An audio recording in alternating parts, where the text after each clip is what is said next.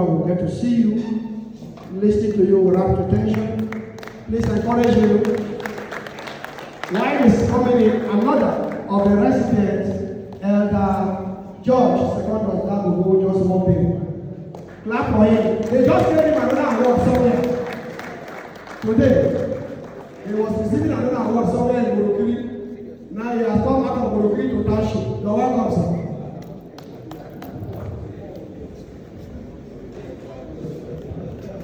Chairman of this August Assembly, the second Biennial Award Ceremony, the incoming Chairman of the Bille Chiefs Council, and members of the Chiefs Council here present, our tier rubber awardees, ladies and gentlemen. I also join the Chairman and all other speakers to welcome you to this August gathering. My brief this afternoon is nothing but to do justice to the subject matter, consolidating Bille Kingdom status in the 21st century. I will not go into too many findings. I'll pursue it like a strict business. So I'll go straight into my business. My paper is divided into 4 segments.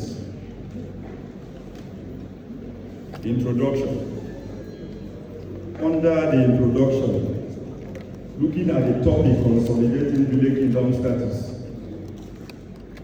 to us requires some kind of justification. So we took the introduction, apart from introducing the subject matter, to also justify a little bit of what our kingdom status is all about. Then, immediately after that, the second segment will go into the address proper, which is the keynote address. The keynote address is further subdivided into 3 segments. In the keynote address proper, we took the time to establish the kingdom status of the Bille people.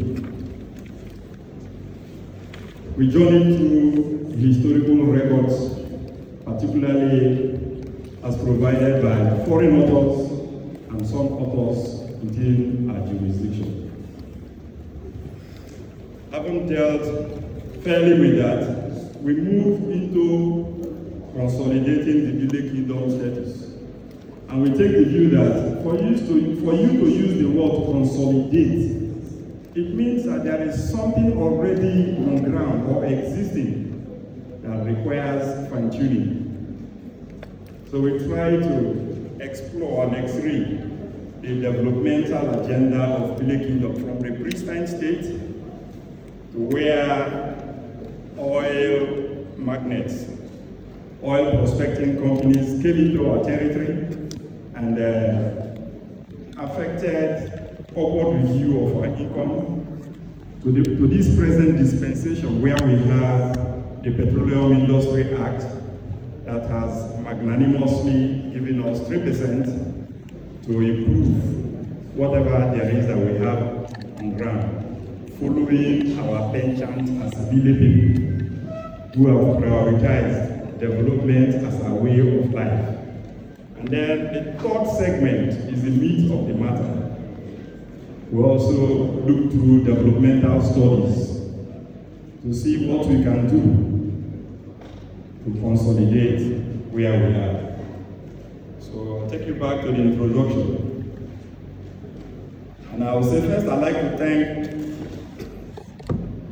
I would like first of all to thank the organizers of the second Biennial conference of the Flagship Journal for considering me worthy to come and share my thoughts on consolidating the Bille Kingdom status in the 21st century by presenting this keynote address. The theme of this Biennial Award ceremony as couched by the organizers is, to my mind, very well considered and is particularly apt. Nevertheless, I may with the leave and understanding of the organizers add the word development after the word kingdom. because we take the view that it is the world development that really amplifies what we are looking at, the kingdom. After the word kingdom, as this seemed to me better highlight the status we have, or we mean, or intend to consolidate. We take the view that from a cursory look at the theme, it would seem all that there is to discuss the extent of